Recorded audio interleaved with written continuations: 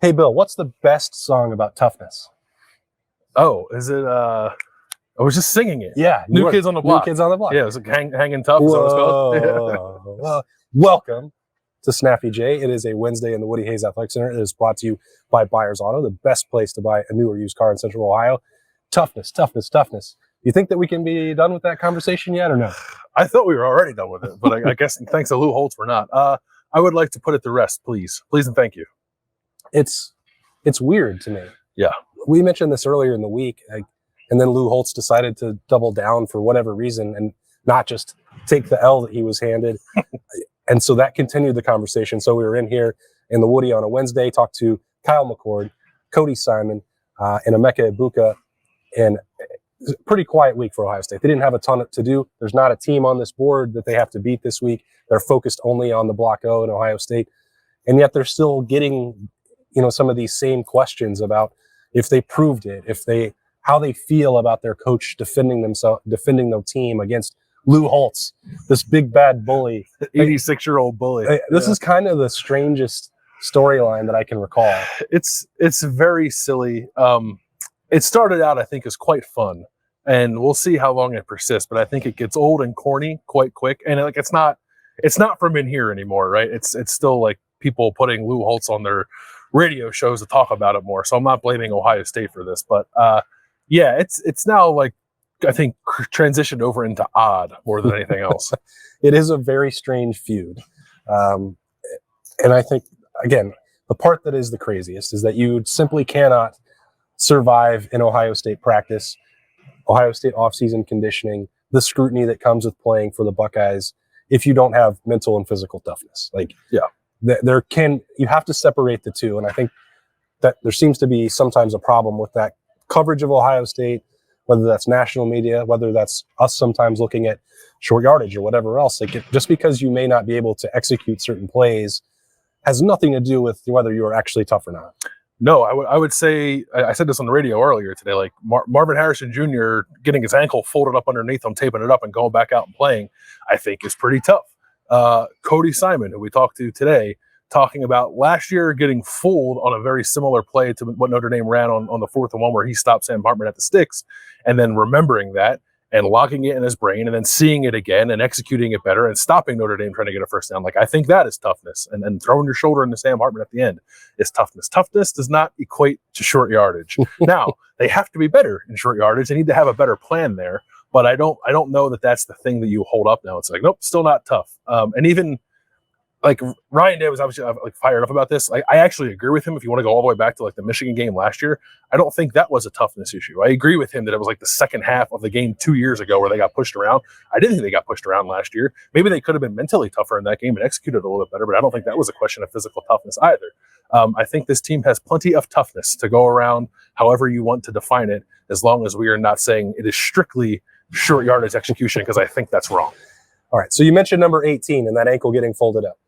Yeah, the Monarch is back there. It's currently not being used. I promise you, earlier on Wednesday, it was. Marvin Harrison was still out there. The ankle was taped up.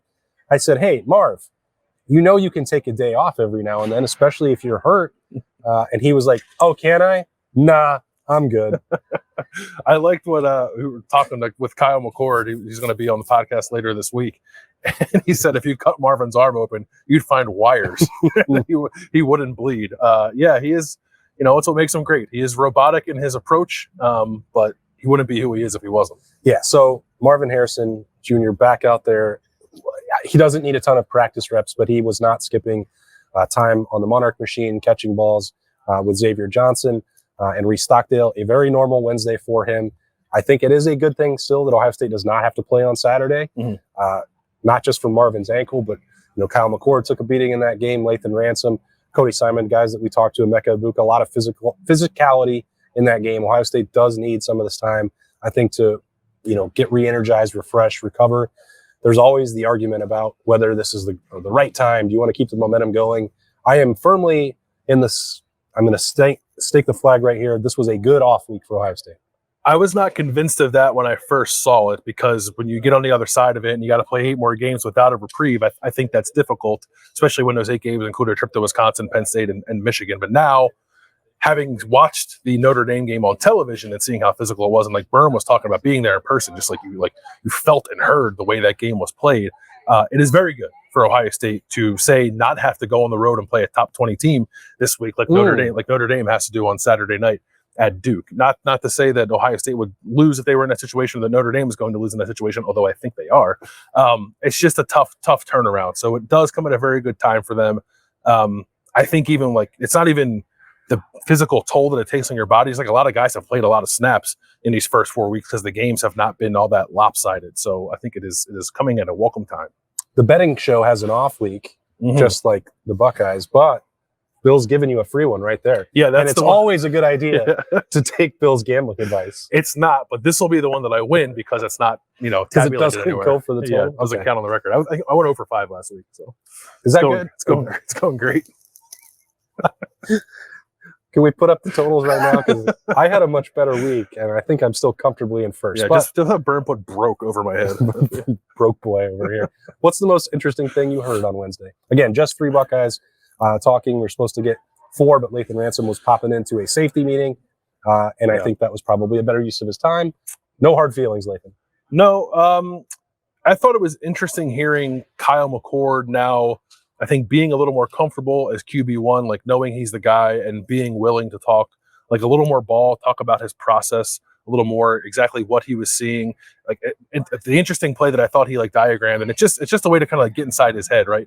The play to Marvin that should have been a reception that they called like incomplete and then pass interference, whatever the heck happened there. He said like before that snap, he thought Notre Dame was showing a look where Marvin was going to be bracketed, and then the safeties rotated after the snap, and it ended up single coverage on Marvin. So Kyle knew to go there immediately, and he threw the ball to him in a one-on-one, which he's going to do all the time. But I just thought it was good to kind of hear him go through some of that stuff, and it makes it easier for us, I think, to analyze his game a little more when we sort of know what he's thinking as the bullets are flying and things are happening live for him. So I hope we get more and more of that as we talk to him. He's going to get the treatment where we talk to him every week now, probably throughout the year, right? So it was good to hear some different talking points from him. Yeah, I'm looking forward to that as well with Kyle McCord, because you can't get to this level playing as the starting quarterback for Ryan Day and this Ohio State offense with being very analytical and process driven about playing the game. And like, we may not be able to understand it, but that's why it helps if there's a guy who can describe it pretty concisely or clearly. Like, I think that's important.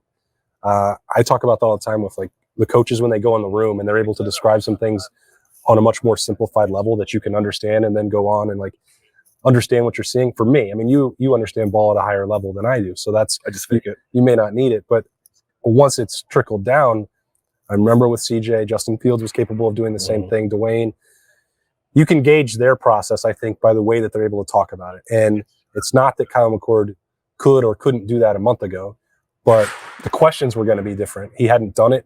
He hadn't gone through 4 games. He hadn't seen a bunch of different looks. They were going to be focused on, the quarterback battle, his relationship with Devin Brown, all those things that don't have anything to do with actually playing the position. And now that Ohio State has passed all that, I think we're going to continue to learn a lot more about Kyle McCord. We certainly did on Saturday. Yep. He was not fazed by the moment in any way. And you can understand how somebody could have been. 4th and 7, 3rd and 10, 3rd and 19. It is funny how the 3rd and 19 has become the more like shorthand version of the Notre Dame game rather than like chip train him, but the actual touchdown itself. But like, that's where you find out a lot about your quarterback.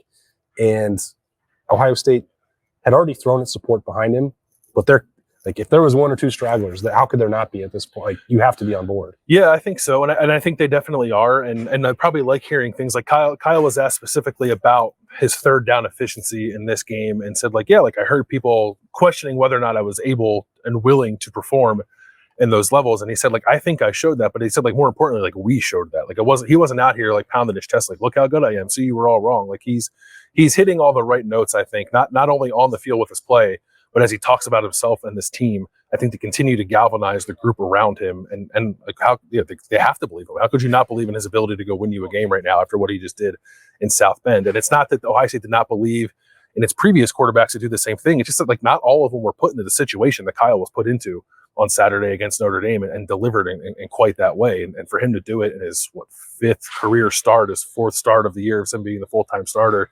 I think it's going to do wonders for not only his confidence, but the way that this team believes in him. Anything else stand out to you from Cody or Rebecca?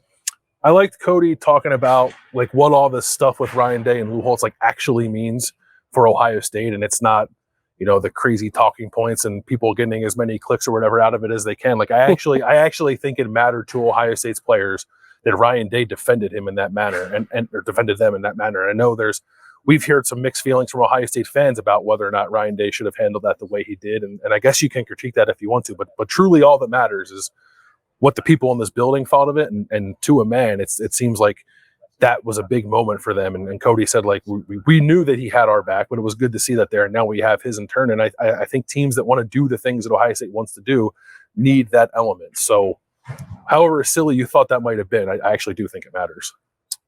Yeah, and the point of it was not necessarily to call attention to Ryan Day himself or to embarrass Lou Holtz. I mean, the message was being delivered through the national media to the locker room. Yeah. And because it's one thing to say those sorts of things when the doors are closed. He's like, I do have your back. You guys are tough. Don't listen to anybody else. But if you continue to hear it over and over and over, and you know that those players do, like Kyle McCord talked about that with, whether it was criticism of himself or the rest of the team, like, yeah, you can't help but see it. And they're being told, well, don't respond to that. It doesn't matter. Man in the arena, all those other things. But at some point, somebody does have to take a stand. I agree with that. And this was as good a moment as any for Ryan Day to do that. Whether it's good for business or good for clicks is beside the point. Right. I think that this team is really tired of this being knocked and being called finesse and born on third base and all the other things that are lobbed their way. Like, I do agree that at some point you have to say, knock it off. Nobody is winning as many games as frequently as Ohio State. And yes, they fell short against Michigan 2 years in a row. They haven't won the Big Ten in a couple of years. Like, those things are all true, but this is a pretty sound structure in here. Like, the program is is in fine shape. And there's nothing wrong with occasionally pointing that out. There's not. And I think that, they probably do need to do, or I don't know if they need to do it, but I agree with the sentiment that like Ohio State has taken a lot of shots over the last probably 2 years. Some of that is deserved, I would say, because you have to perform on the field, and they've come up a little bit short in some areas, particularly against Michigan. But it's okay to take a stand for yourself too, and I think you do need to do that. And the head coach is doing it. Maybe the players less so, right? The players can just sort of do it with their play on the field, which I thought they did against Notre Dame. They'll have to do it again moving forward when they play some of these tougher physical matchups with Penn State and Michigan, and maybe Wisconsin is that too. Like, they're going to have to answer the bell again, but they did it on Saturday night, man. It's like, I don't know what else you want from them when you're trying to gauge whether or not they have the intangible things you need to have to win those kind of games. They just showed it to you. It doesn't guarantee future success, but we'll get there when we get there if they need to channel that again. But for the time being, like, they answered the call. So what else do you want? Maybe it is the Coach Prime effect. Yeah. Like, bring a little attention to your program and the people won't pay as much attention to the results. Yeah, they'll think you're good even when you have serious flaws, like Colorado has on both sides of the ball. I shouldn't even say it that way, because Ohio State and Colorado, they're playing a completely different sport right now. Like, they're not in the same ballpark. I would love to see those two teams play on this off week just for fun, because I think Ohio State would be favored by 50. Well, Colorado's got to play USC this week, so they've already got their hands full. What's bet on that game? What's this? I think is it 3 touchdowns like the Oregon game? I don't know what it is. I think surely last week influenced the lines. Yeah, I would say that the Colorado is probably cruising for a bruising again in that one. And it's like, I would say more about them, I think, than it does USC. Just as like, I think 21.5. I think last week said more about them than it did Oregon, but they're not a complete football team that must be the Alex Grinch factor. Probably. Now, I would, never underestimate Alex Grinch's ability to make a game interesting that shouldn't be.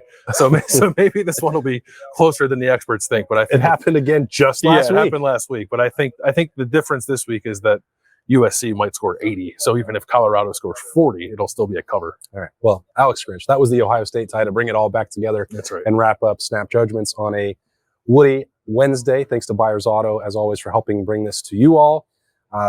That's pretty much going to be a wrap. We'll have some more podcast dailies throughout the week, of course.